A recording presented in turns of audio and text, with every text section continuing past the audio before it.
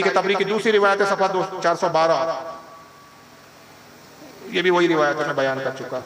तो बहरहाल पानी बंद हुआ, लेकिन ये बदबख्ती है कि ये करबला के वाकयात का इनकार करके ये बताना चाहते हैं कि भाई इमाम हुसैन को कोई जुल्म हुआ ही नहीं। ऐसा वो तो कोई ऐसा हुआ कि इमाम हुसैन खुद ही जाके तलवार पे गिर गया कि भाई मैं खुद कत्ल हो जाता, तुमको कुछ करने की जरूरत ही नहीं है।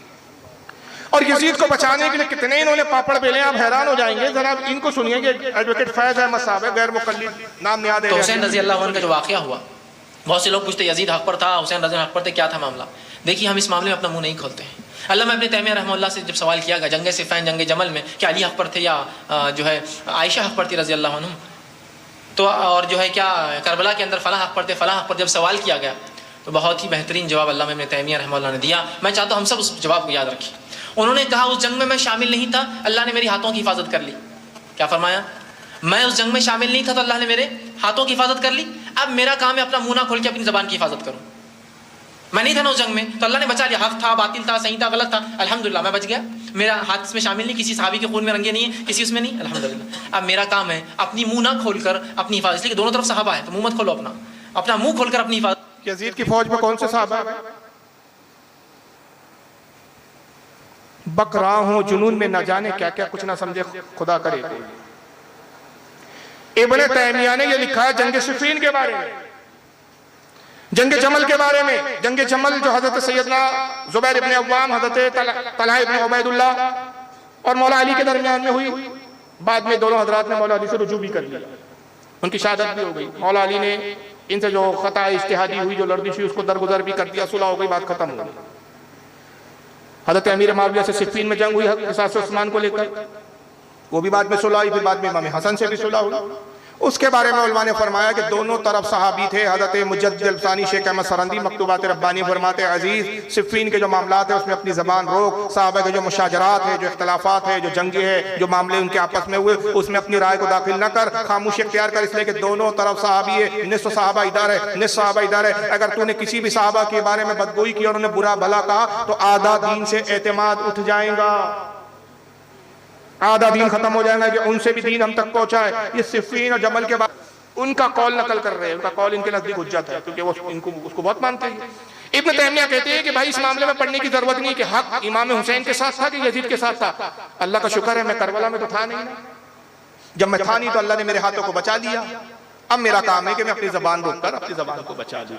तो कल कोई नमूना खड़ा हो जाएगा और वो पूछेगा भाई बद्र में कौन हक पर था?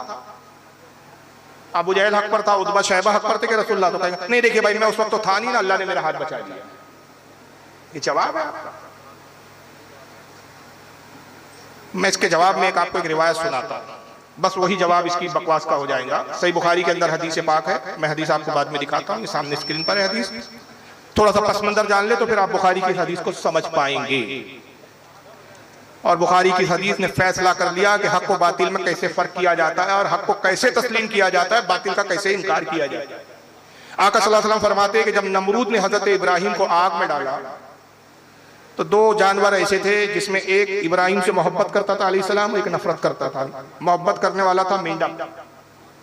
मेंढक क्या करता, पास के एक तालाब में जाता, कुछ पानी अपने पेट में भरता और जाके वो पिचकारी मारता आग की तरफ। मकसद क्या था कि ये आग बुझ जाए। और एक गिरगिट था, गिरगिट समझते हैं ना, गिरगिटी बोलते हैं उसको हमारे आप क्या बोलते हैं नहीं मुझे पता, गिरगिटी बोलते, सड्डा बोलते हैं हमारे यहाँ, सड्डा भी बोलते हैं मराठी में। वो रंग बदलता है जी। गिरगिट क्या करता था, वो जाता था आग पर फूंक मारता था ताकि आग भड़के। गिरगिट को इब्राहिम अलैहिस्सलाम से नफरत और बुग़्ज़ था, वो आग भड़काने की कोशिश कर रहा था। मेंढक को जो है, मेंढकी को मोहब्बत थी, वो आग बुझाने की कोशिश कर रही थी। मैं आपसे सवाल करता हूं, क्या इसकी फूंक से आग बुझ गई, बढ़ गई? गिरगिट के फूंक से आग बढ़ी? क्या मेंढक की पिचकारी मारने से आग बुझी? नहीं बुझी, लेकिन नियत पता चल गई। वाह क्या बात है। किसके साथ है ये समझ में आ गया। इनाम क्या मिला? आका ने फरमाया मेंढक को कत्ल ना करो कि इसने इब्राहिम की आग बुझाने में मदद की, और गिरगिट को जहां पाओ उसको मारो, जो पहली ज़रब में मारे उसको एक हज का सवाब। नारे तकबीर, नारे रिसालत। अब बड़े अदब से बारगाह रिसालत में मैं अर्ज करूं, या रसूल अल्लाह, ये जो गिरगिट को मारने का आपने हुक्म दिया, क्या ये वही गिरगिट है जो फूंक मार रहा था? क्या ये जितने सारे गिरगिट मारे जा रहे हैं उसी की नस्ल के हैं? ये जो मेंढक के छोड़ी जा रही है, जिनको मारने से आप ममानियत फरमा रहे हैं, मना फरमा रहे हैं, क्या ये उसी मेंढक की नस्ल है? आका फरमाएंगे नहीं नहीं, ये सारे मेंढक उसकी नस्ल से नहीं, ये सारे गिरगिट जिनके मारने को हुक्म दिया उसकी नस्ल से नहीं, मगर आए मेरे गुलाम जान ले कि जुर्म एक करता है, सजा नस्लें भुगतती है। उसने इब्राहिम से मोहब्बत की, सारी नस्लों को इनाम दिया गया। इसने इब्राहिम से नफरत की, सारी नस्लें जो है काबिल नफरत हो गई। तो आज पता चल गया कि कल जो हुसैन के साथ था, आज नस्लें जो हुसैन के साथ है, और जो कल यजीद के फेवर में था, आज यजीद के फेवर में। ये मत कहिए हम थे नहीं, जैसे ये गिरगिट भी वहां नहीं था, ये मेंढक भी नहीं था, मगर मोहब्बत से नस्लों को इनाम मिला, नफरत से नस्लों को जो है वो उसको सजा मिली। बस इसी तरह समझ में आ गया, सुन्नी अगरचे आज का सुन्नी करबला में था नहीं, मगर बता दिया कि हम करबला वालों से मोहब्बत करते हैं, तो नस्लों को इनाम दिए कि आज भी जिक्र हुसैन कर रहे, हुसैन को हक पे मान रहे। और ये पता चल गया अगरचे तुम्हारे आबा और अजदाद, तुम्हारा बाप करबला में ना हो, यजीद की तरफ से ना हो, मगर तुमने यजीद से मोहब्बत करके बता दिया कि तुम हो किसकी तरह और नस्ल किसकी हो, तो तुम इस काबिल हो कि गिलगिल की तरह तुम्हें मारा जाए, और सुन्नी इस काबिल है कि उसको मेंढकों की तरह इनाम इकराम से नवाजा जाए। नारे तकबीर, नारे रिसालत, मसलके आला हज़रत, उलमाए अहले सुन्नत, जिक्र शोहदाए करबला। तस्करा आता है कि आपके बाजू कटे ही इसलिए कि आपकी कोशिश थी खैमे रसूल में, खैमे अहले बैत में किसी तरह मशकीज़ा पहुंच जाए। जी, दरिया फरात पर गए ही इसलिए थे कि पानी लाना था। अगर इतना पानी था कि वुजू किया जा रहा था, तो अब्बास को फरात की तरफ जाने की जरूरत थी क्या? फिर वाह वाह, कितना तारीख को बदलोगे, और बदलने की कोशिश कर रहे हैं। जिंदों को बता रहे हैं, कोई भी मरा नहीं अब तक। अल्लाह ने इनको इबरत के लिए जिंदा रखा है, ताकि मरे तो इनकी इबरतनाक अंजाम को भी हम देखें, मोहलत दी जाए। यजीद भी मरा इतने जुल्म और सितम के बाद। एक रिवायत के मुताबिक शहादत हुसैन के बाद बामुश्किल 4 साल हुकूमत कर पाया। और 4 साल कैसे गुजरे यजीद के पता है आपको? ये 4 साल ऐसे गुजरे कि एक रात भी सुकून से सो नहीं पाया। यहां तक उलमा ने लिखा कि जब भी एक तो नींद नहीं लगती, तबीब और उसको हकीम कुछ नींद की दवाएं देते, कुछ माजून देते कि नींद लगे, किसी तरह नींद लगती तो सामने दिखता कि इमाम अली मकाम खड़े हुए, जिस्म खून से भरा हुआ है, और आप फरमाते हैं यजीद किस जुर्म में मुझे कत्ल किया? बस हड़बड़ा के उड़ जाता, फिर नींद उचाट हो जाए, खाना पीना 2 बार हो गया, लागे और दुबला होने लगा, बीमार हो गया। 4 साल बड़े मुश्किल से कटे, यहां तक कि इतना बीमार हुआ कि पूछिए मत। तब इन्होंने कहा कि ऐसा करो कि आप हवा बदली के लिए दमिश्क से निकलकर किसी और इलाके में चले जाओ। हवारैन में गया। 3 रिवायतें हैं यजीद की मौत को लेकर, मुख्तलिफ 3 रिवायतें। एक रिवायत ये है शिकार के लिए निकला, तफरी के लिए कि भाई कुछ दिल बहले, नींद नहीं है, परेशान है, बीमार हो गया। डॉक्टर ने कहा शिकार पे जाओ, कुछ खुले माहौल में जाओ, जंगल में जाओ, सैर तफरी करो तो सेहत में सुधार आएगा। दोस्तों के साथ शिकार के लिए निकला, एक हिरन का पीछा किया, रास्ता भटक गया, हिरन तो नजरों से गायब हो गया, जंगल में भटकता रहा, साथियों को तलाश करता रहा, कई दिन भटकता रहा, भूख प्यास से निडाल हो गया, पानी का एक कतरा नहीं मिलता, प्यास प्यास अलतश अलतश अलतश कहते कहते मरे, जिल्लत की मौत प्यासा। एक रिवायत। दूसरी यह है कि एक रूमी नस्ल की ईसाई लड़की थी, खूबसूरत हसीनो जबी, एक मरतबा सैर तफरी के लिए निकला, एक महल के करीब से गुजरा, महल की गैलरी से वो लड़की झांक रही थी, देख लिया, चेहरे पे निगाह पड़ी, खूबसूरत हसीन थी, फिदा हो गया। मोहब्बत का पैगाम भेजा कि मुझे तुझसे मोहब्बत हो गई, मैं बहुत बड़ा मुसलमानों का बादशाह और हाकिम हूँ, तुझसे निकाह का ख्वाह। उसने अपने कनीज़ से पूछा कि यजीद है कौन? कहा ये वही तो है जिसने अपने नबी के नवासे हुसैन को शहीद किया है करबला में, जिससे करवाया, ये वही तो बदबख्त है। वो रोमी नस्ल जो लड़की थी, ईसाई लड़की थी हालांकि, उसने कहा ऐसे बदबख्त की मैं बीवी बनना कैसे पसंद कर सकती हूँ जो अपने नबी की औलाद का ना हुआ, मेरा क्या होगा? उसको नफरत हो गई। अल्लाह ताला ने उसके दिल में ऐसी नफरत पैदा किया कि उसके दिल में यह आया, उसके जहन में आया कि क्यों ना मैं इस बदबख्त को दुनिया से साफ कर दूं। यजीद को खत लिखा, पैगाम दिया कि मैं खुद तुमसे मिलना चाहती हूँ, आप बादशाह है मुसलमानों के, इतनी बड़े मुमलकत पे, इतने बड़े इलाके पे आप काबिज है, इतनी बड़ी हुकूमत है, कौन औरत है जो आपसे निकाह करना नहीं चाहिए? लेकिन मैं कुछ गुफ्तगू करनी चाहती हूँ, देखना चाहती हूँ आपकी मोहब्बत कितनी गहरी है, तन्हाई में मिलना चाहती हूँ, फुला फुला जंगल में, फुला जगह पर आप मिलो। यजीद उससे मिलने गया। एक रिवायत यह है कि खंजर लिया, पेट में बार बार इतना मारा कि हथेलियां बाहर निकल गई, जिल्लत की मौत मरा। दूसरा ये कि उसको एक मशरूब दिया पीने के लिए कि मैं आपके लिए एक शरबत लाई हूँ, मैंने खुद बनाया, पीजिए। पिया, उसमें जहर मिला था, मर गया। 7 दिन तक लाश ढूंढते रही जंगल, साथी ढूंढते रहे, इसके फौजी ढूंढते रहे कि अमीरुल मोमिनीन यजीद कहाँ गायब हो गए। अचानक ढूंढते ढूंढते जंगल में पहुंचे, लाश चील और कौवों की दावत थी। जगह जगह से लाश को कौवों ने और चीलों ने नोच नोच के तहस नहस कर दिया। ताफून बदबू का ये आलम, नाक नहीं ठहरी थी। साथियों ने कहा ये उजड़ी हुई लाश, फटी हुई लाश, बिखरी हुई लाश के टुकड़े कहाँ ले जाए दमिश्क में। लोग देखेंगे नबी के जो चाहने वाले हैं, अहले बैत से मोहब्बत करने वाले, उनको खुशी होंगी, जश्न मनाएंगे कि देखो यजीद का कितना बुरा अंजाम हुआ, वहीं गड़ा खोदा, वहीं इसको दफन कर दिया। आज कब्र का नामो निशान भी यजीद का नहीं। ये भी एक रिवायत है। तो इस तरह की 2-3 रिवायतें हैं। 3 रिवायतें मैंने बयान की आपके सामने, और ये रिवायतें किताबों में बाज़ाब्ता है, मगर एक झूठी रिवायत अपने अब्बा यजीद को बचाने के लिए गढ़ी गई। अब आइए क्या रिवायत बयान की जाती है यजीद के बचाने के लिए, जरा इसको आप समाअत फरमाएं।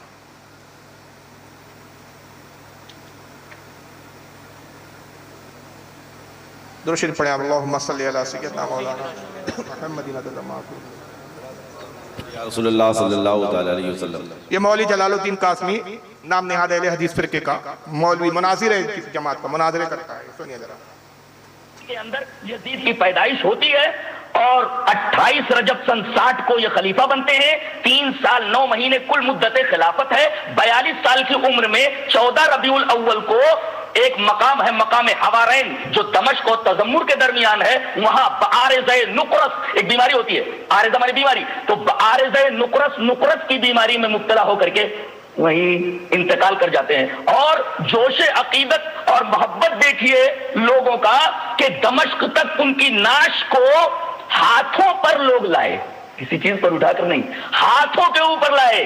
बताइए, एक गलत कार आदमी के साथ इस तरीके की अकीदत का इजहार किया जाना, क्या ये मुमकिनात में से पॉसिबल है? से पता चलता है कि हजरत यजीद रहमहुल्लाह के अंदर कुछ खुसूसियात ऐसी थी जिन खुसूसियात की बिना पर ममालिक इस्लामिया के तमाम लोग हजरत यजीद से बे इंतहा मोहब्बत करते थे। हजरत यजीद लानतुल्लाह अलैह से बड़ी मोहब्बत करते थे लोग। आपके लानतुल्लाह से इतनी मोहब्बत थी तो कब्र दिखा दो, कहाँ है? कब्र ही दिखा दो। आज तो हुसैनियों के एक मकबरे, एक मज़ारे मौजूद है। अरे वो जगहें तक मौजूद है, वो जगहें आज तक ज़ियारत गाहे आम है, जहां इमाम हुसैन के खैमे लगे, वो मकाम जहां आपके सर अक़दस को रखा गया, आज भी ज़ियारत गाह बना हुआ है। जी बेशक, सुभान अल्लाह, सुभान अल्लाह। हमारे अब्बा यजीद का तो कुछ अता पता ही नहीं चल रहा है। ये तो बता दिया मकाम हवारैन में बाअर्ज़े नुकरस नामी बीमारी की डेफिनेशन नहीं बताया, क्योंकि अब्बा यजीद की पोल खुल जाएगी। भाई बीमार हुए तो ये नुकरस नामी कौन सी बीमारी थी, क्या था, क्या आखिर ये नुकरस बताओ तो, कि नुकरस से हुआ क्या, कि उसमें नुक्स आ गया, कौन से नक्स पैदा होगा नुकरस से, वो नहीं बता रहे। बाअर्ज़े नुकरस, यजीद साहब, इनके यजीद की मौत हुई हवारैन में। तजम्मुल और दमिश्क के दरमियान का इलाका है, कई किलोमीटर दूर का इलाका है, वहां मर गए यजीद साहब, जहन्नम में गए। लोगों का जोश अकीदत और मोहब्बत का यह आलम था कि किसी तख्ते पर उठाकर नहीं लाए, कांधों पर उठाकर नहीं लाए, जनाजों पर उठाकर नहीं लाए, हाथों में लोग लेकर आए। एक साहब हाथ में उठा रहे थे, फिर दूसरा, फिर तीसरा, यानी ये गोया पार्सल थे जो कुरियर होकर आ रहे। मैंने सिर्फ एक सवाल किया कि किस किताब में, भाई हवाला चाहिए जी, भाई किस किताब में, वो हवाला दिखा दो, हमें बता दो कौन सी किताब में है ये रिवायत। बेचैन हो गए, तड़प गए, गाली गलौज पर आए। अब मेरा रद्द किया उसने, सुनिए, असल जवाब गायब है। सवाल मेरा क्या है, किस किताब में, लेकिन जवाब क्या है, जवाब कुछ है। दुरूद शरीफ पढ़े आओ।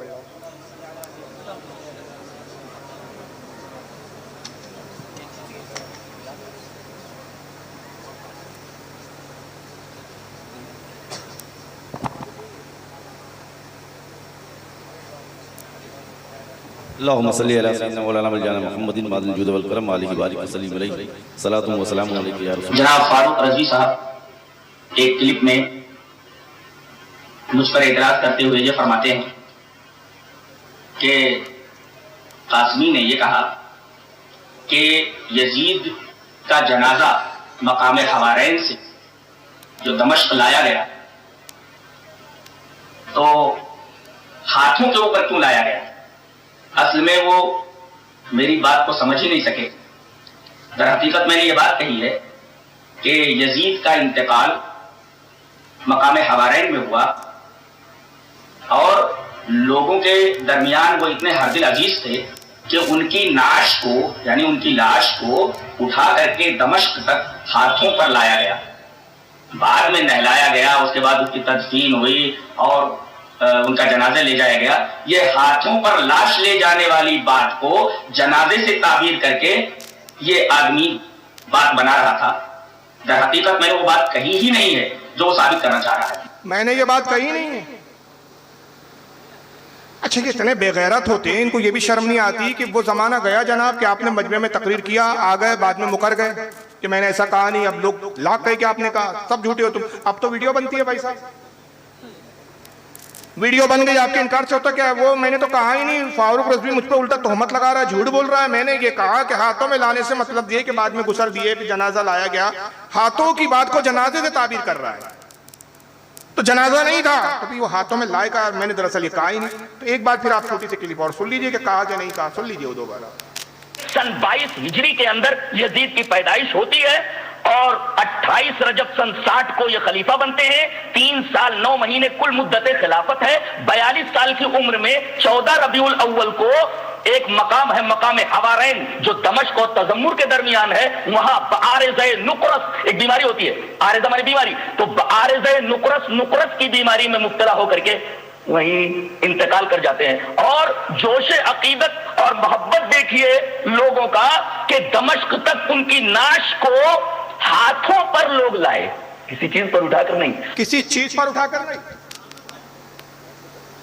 किसी चीज पर उठाकर हाथों पे लाए। लोगों का जोश अकीदत, मोहब्बत, हर दिल अजीज थे। हर दिल अजीज यानी हर दिल को अजीज, हर दिल उनसे मोहब्बत करता था, हर दिल उनको चाहता था। निकले तो अव्वल तो करबला की तरफ नहीं निकले थे, इमाम हुसैन कूफा जा रहे थे। और कूफा क्यों जा रहे थे कि कूफा के जो शिया थे, जो उनके चाहने के दावे करते थे, उन्होंने बार बार इमाम अली मकाम को खुतूत लिखे कि हम यजीद को बादशाह और हाकिम तस्लीम नहीं करते, हम उसको अमीरुल मोमिन नहीं मानते, वो फासिक है, फाजिर है, बंदरों से खेलता है, बेनमाजी है, रक्कासों के रख देखता है, शरीयत को पामाल कर रहा है, बहन भाई के निके को हलाल समझता है, बेनमाजी है, दुनिया भर के ऐब है उसके अंदर। ऐसा शख्स हमारा खलीफा नहीं हो सकता। आप आइए ताकि हम आपके हाथ पर बैत करें और अपना खलीफा हम आपको तस्लीम करें। इमाम अली मकाम ने पहले इनकार किया क्योंकि जानते थे कि अहले कूफा, ये शियाने अली जो अपने आप को कहते थे, अली का गुरो जो कहते थे, ये गद्दार थे। मौला अली के साथ इन्होंने गद्दारी की थी सिफ़ीन में, हज़रत इमाम हसन के साथ गद्दारी की थी। मुतअद्दिद बार इनकी गद्दारियां इमाम हुसैन के पेश नज़र थी, इसलिए इमाम ने तवक्कुफ किया, आपने उसका कोई जवाब नहीं दिया। खुद शियाओं का एक बहुत बड़ा आलिम है मुल्ला बाकर मजलिसी, 1110 हिजरी में इसकी मौत हुई। अल मुतवफ़ा 1110 हिजरी। वो अपनी किताब जलाउल उयून के अंदर लिखता है कि 12,000 खुतूत इमाम अली मकाम को लिखे गए। बार बार तकाज़े किया गया, बार बार बोला गया आइए, लेकिन इमाम ने जाने के लिए आमदगी जाहिर नहीं की। आखिर में खत लिखा गया जिसमें कूफा के रूसा ने अपनी दस्तखतें की और कई दस्तखतें दी और एक इमोशनल ब्लैकमेलिंग वाला खत था। और उस खत का मजमून ये था, उसमें लिखा गया कि इमाम हुसैन अगर अब भी आप ना आए, हम बार बार खुतूत लिख रहे हैं, हम नहीं चाहते कि एक जालिम हम पर मुसल्लत रहे, एक जालिम के मातहत हम जिंदा रहे, मुसलमानों का खलीफा फासिक और फाजिर हो।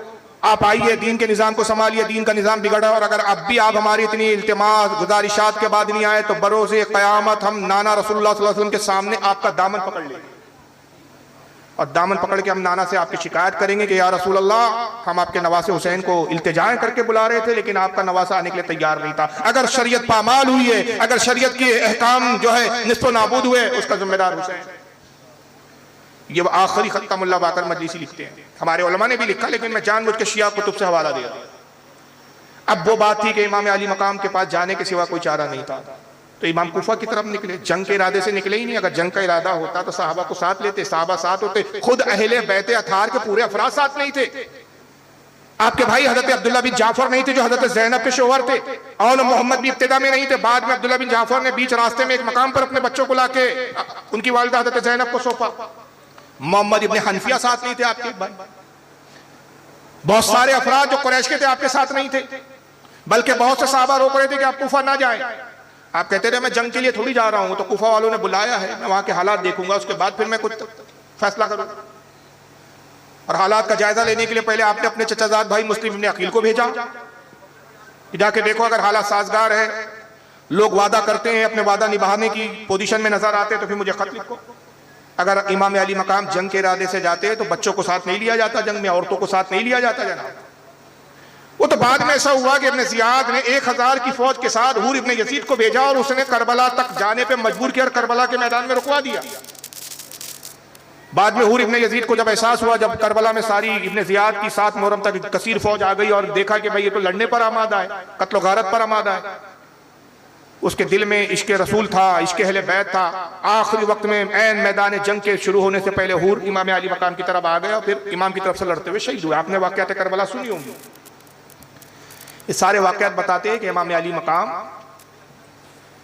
कूफा की तरफ जा रहे थे, करबला की तरफ नहीं जा रहे थे। करबला पर लाकर आपके साथ लड़ने पर आपको मजबूर किया गया, इसलिए सहाबा इकराम आपके साथ नहीं थे। बाखुदा इमाम अली मकाम अगर निकलते वक्त ये कहते कि मैं जंग के लिए जा रहा हूं, जिहाद के लिए जा रहा हूं, तो खुदा की कसम एक सहाबी भी ऐसा ना होता जो इमाम के साथ ना जाता।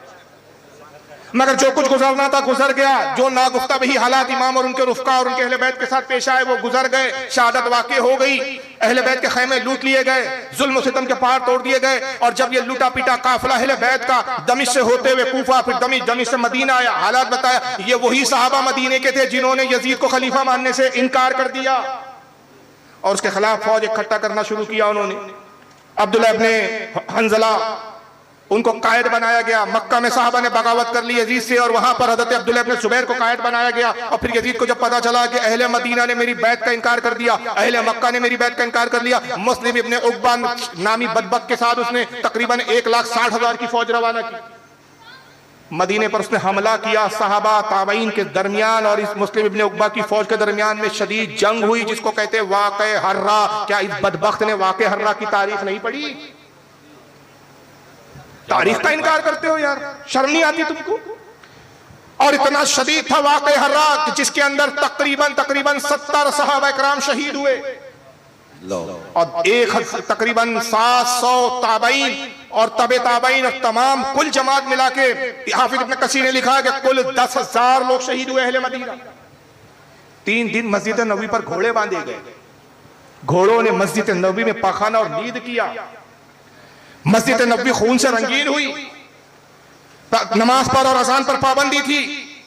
जो भी नमाज की गरज से मस्जिद में आता ये बदबक यजीदी उसको कत्ल कर देते और मस्जिद नबवी का फर्ज उसके खून से रंगीन हो जाता।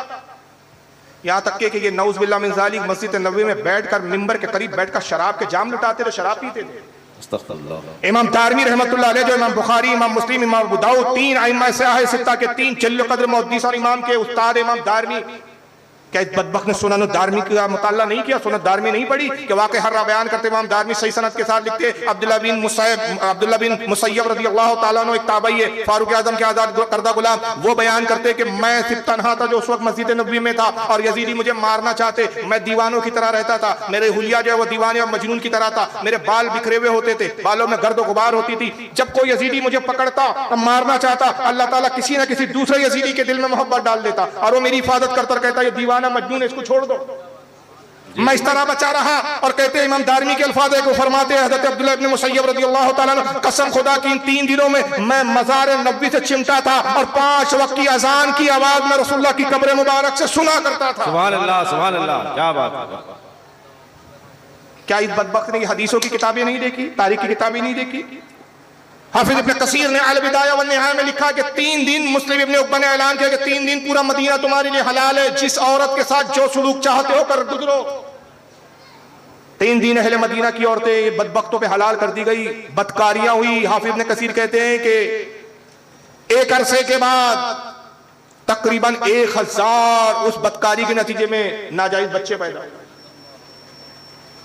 क्या अलविदाया इब्ने हाफिज इब्ने कसीर की नहीं पढ़ा? रोते इब्ने तैमिया का शागिर्द है, जिसके बहुत अपना तुर्रम खां बहुत बड़ा इमाम मानते।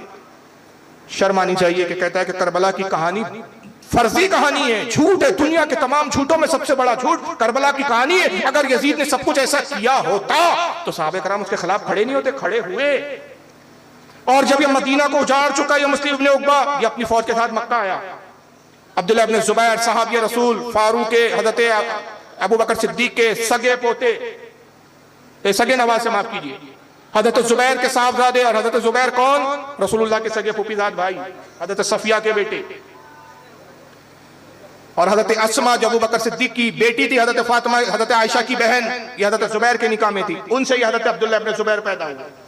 अहले मक्का ने इनको अपना खलीफा तस्लीम किया। इनके दरमियान और यजीद की फौज, जिसकी क़यादत, जिसकी कमांड मुस्लिम इब्न उक़बा कर रहा था, जंग हुई, शदीद जंग हुई। अब्दुल्लाह इब्न ज़ुबैर इस बड़ी 1,60,000 की फौज के सामने टिक नहीं पाए, तादाद कम थी इनके पास। मजबूर होकर इन्होंने अपने आप को हरम में मुक़य्यद कर लिया।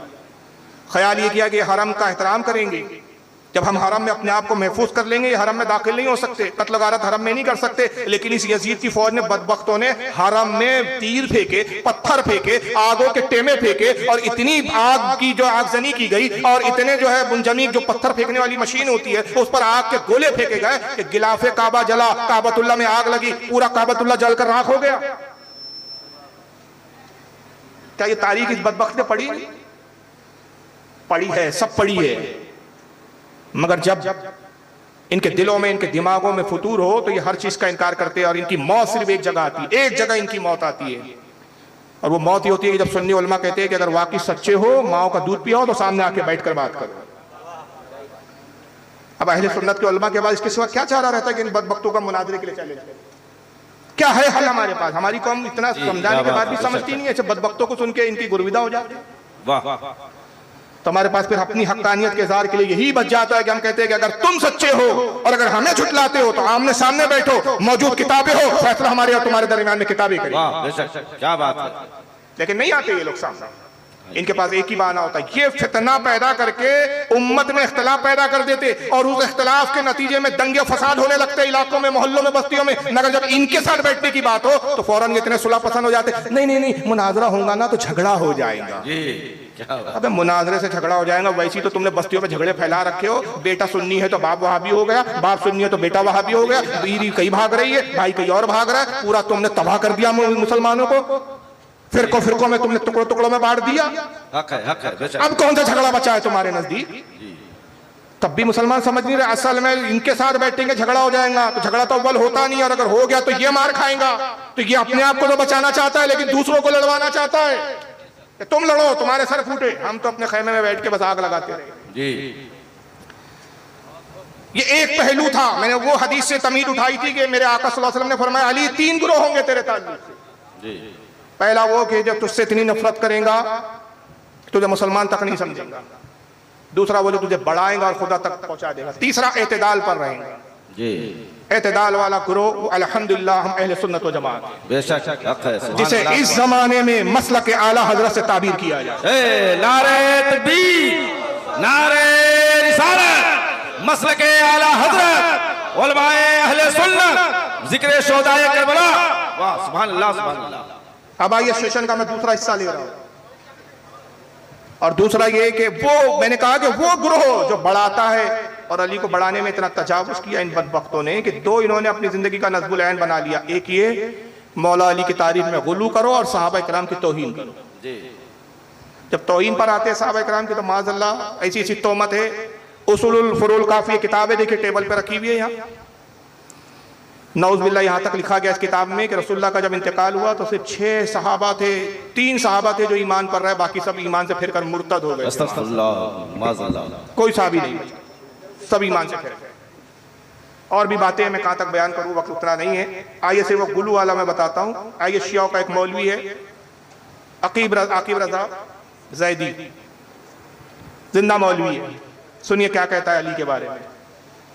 सरकार अबू तालिब ने सोचा अली 13 रजब को फजर के वक्त आया, कि चलो आज वो जो मक्का में पादरी बना बैठा था और हर एक को जायचा बनाता था कि फुला बच्चा कब पैदा होगा, वो किन खसूसियात का मालिक होगा, वो क्या करेगा क्या नहीं करेगा। अबू तालिब कहते मेरे दिल में ख्याल आया, पहली बार ये बात कह रहा हूं। अबू तालिब कहते मेरे दिल में ख्याल आया कि मैं जाऊं और उससे जाकर पूछूं कि बता 13 रजब को फजर के वक्त इस वक्त में आने वाला बच्चा किन सिफात का मालिक होगा। ये सोच कर डीजी खान वालों सोच में न पड़ना, चलो नजफ और मक्का चलते हैं। अबू तालिब पादरी के पास आए, एहतराम अबू तालिब में पादरी खड़ा हुआ, क्यों आए? अबू तालिब कहते जरा एक जायचा बना, क्या जरा देख तो सही 13 रजब फजर के वक्त इतने बजकर इतने मिनट पर एक बच्चा पैदा हुआ है, बता वो किन सिफात का मालिक होगा। एक बच्चा आया है, बता वो किन सिफात का मालिक होगा। सिफ्तैन खोसा मुझे हैदरिया मस्जिद के इस मिंबर की आजमत की कसम, पादरी ने पर्चा उठाया, कागज कलम लिया, एक जायचा बनाया, देखा, फाड़ दिया, दूसरा लिया, बनाया, फाड़ दिया, तीसरा लिया,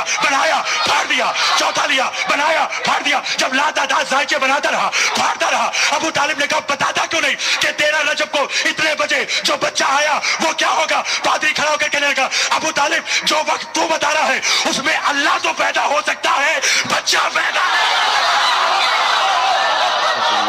13 रजब को अली की विलादत हुई। अबू तालिब उनके वालिद पादरी दोस्त था, पादरी के पास पहुंचे, फ्यूचर बताता था, मुस्तकबिल बताता था। कदरा बताया 13 तारीख को इस साथ में इस घड़ी में बच्चा पैदा हुआ, इसका मुस्तकबिल क्या है, मुस्तकबिल क्या है, इसके आगे की जिंदगी क्या होगी जरा बता। पादरी ने जायचा बनाया, वो आप जायचा समझ ही नहीं पाए होंगे, मैं आपके आसानी आम फेम कहता हूँ, वो गैर मुस्लिमों में होता है ना कुंडली जी, बच्चे की कुंडली बनाई जाती है, वो कुंडली से पता चलता है भाई इसके आगे मुस्तकबिल क्या है। उसने कुंडली बनाई, खाने भरे, फिर फाड़ा फेंक दिया, फिर कुछ खाने भरे, फिर कागज दूसरा उठाया, फिर जायचा बनाया, डब्बे बनाए, डब्बे में कुछ खाने भरे, फिर फाड़ा फेंक दिया, लातादाद कागज के टुकड़े फेंकता रहा, लिखता रहा, फेंकता रहा। अबू तालिब देखते रहे। अबू तालिब ने कहा बताता क्यों नहीं, सिर्फ कागज मोड़ मोड़ के फेंक रहा है। कहा अबू तालिब 13 रजब जो घड़ी जो साथ तू बता रहा है, इस घड़ी में अल्लाह तो पैदा हो सकता है, बच्चा पैदा नहीं हो सकता। यानी जो पैदा हुआ है ये बच्चा नहीं है, ये अल्लाह है, दुनिया में पैदा होकर आ गया। और ये माज़अल्लाह अली को खुदा ही समझते हैं। अब तो ये जरा वीडियो के जरिए बातें खुलकर आ रही है, एक जमाने में किताबों में बकवासात लिखा है, और एक दौर तो ये था कि हमारे उलमा शियाओं पे कुछ बोलते भी नहीं थे और हमें जरूरत भी नहीं थी, लेकिन अब ये हमारे बस्ती और घरों में घुसने लगे। अब हमारे एक तबका वो है जो अपने आप को मौलाई कहता है, अकीदा शियाओं जैसा बयान करता है लेकिन जबान पे सुन्नियत का नाम लेता है।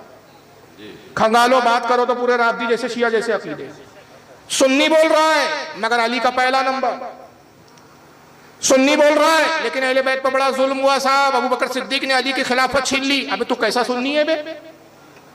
नहीं हम सुन्नी सूफी है, मगर अली के घर पर हमला हुआ, फातिमा को मारा गया, पीटा गया, जलता हुआ घर फातिमा से दफात पे गिरा दिया। अबे तू सुन्नी है, बात राबियों की करता है, ये रिवायतें हमारे यहाँ कहाँ है? हमने कभी इन रिवायतों को माना तस्लीम किया है? हसन पाक के जनाजों पे तीर चलाए गए। अबे तू सुन्नी है और बातें राबियों की कर रहा है, अकीदे राबियों के बयान कर रहा है, तू सुन्नी कैसा है? मर्द बन, तकैया छोड़, खुलकर बोल मैं राबती हो गया हूं। जो फिरका तुझे नामर्द बनाए वो फिरका हक पर नहीं हो सकता। हम सुन्नी है, हक पर बोलते, अहले सुन्नत है, मसलक आला हज़रत के मानने वाले हैं। मर्दानगी ला, जब हो गया राबती तो बोल दे मैं राबती हो गया, फिर हमें क्या तुझसे गरज? तू जान, तेरा सीना जान, पीटते रहे, नोचते रहे, छीलते रहे। हम तो यही कहते हैं कि भाई हमें राबियों से क्या गरज? अल्लाह ने, कुदरत ने तुम्हारे साथ ये इंतजाम किया कि जिस दिल में मोहब्बत अबू बकर उमर न हो वो सीने इसी लायक है कि कूटे जाए, पीटे जाए, छीने जाए। क्या बात है, कुदरत का इंतजाम है तेरे साथ, क्या गरज? मगर जब तू सुन्नी बोल के आता है तो फिर हमें बात करनी पड़ेगी जी। और फिर जब तू सुन्नी है, मैं बता रहा हूं, जितने ये मौलाई अपने आप को मौलाई करे, आज तक 2 साल 3 साल पहले लफ्ज भी नहीं सुना था लोगों ने, कौन सा मौलाई फिरका आ गया है जी। मौलाई है हम सब, हम अहले बैत के चाहने वाले, बात राफदियों की तरह कर रहे हैं। तो इनसे सिर्फ एक, जब इनसे बात हो, मैं अपने उलमा से अर्ज कर रहा हूं, एक उसूल बना लीजिए, बुनियादी उसूल है, जब भी इन नाम निहाद मौलाइयों से वास्ता पड़े और इन छुपे हुए राफदियों से आपका सामना हो, तो सबसे पहले आप जब बात करें तो उससे कहलवाएं, ये लिखवाएं कि तू सुन्नी है कि शिया है, पहले ये बता जी। वाह, ये गुफ्तगू का उसूल है। और जब ये उसूल छोड़ के आप बात करोगे तो कभी बात नहीं हो पाएगी। पहले ये बता कि तू सुन्नी है कि शिया है। अगर शिया है तो हमें तुझसे गरज नहीं, तू सीने पीटते रहे, काले कपड़े पहनते रहे, जंजीरें मारते रहे। मुफ्ती आज़म हमारे बुजुर्ग हैं, हुज्जतुल इस्लाम हमारे बुजुर्ग हैं, फतुल फादिल हमारे बुजुर्ग हैं। अगर राबियों अपने बुजुर्गों का नाम बताओ, एक की कब्र का ठिकाना नहीं, एक का पता नहीं। बेशक, क्या बात है।